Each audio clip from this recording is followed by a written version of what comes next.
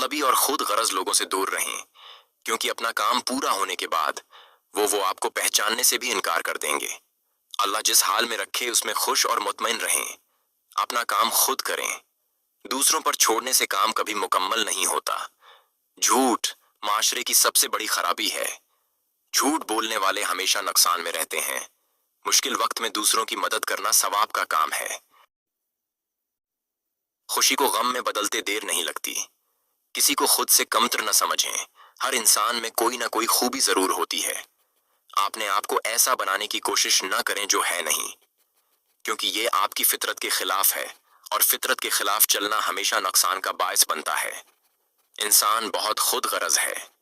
वो हर काम में अपना फायदा ढूंढता है। तुम्हारी नीयत का इज़माइश इस वक्त होती है जब तुम किसी ऐसे इंसान की मदद करते हो जिससे तुम्हें किसी चीज की लालच ना हो।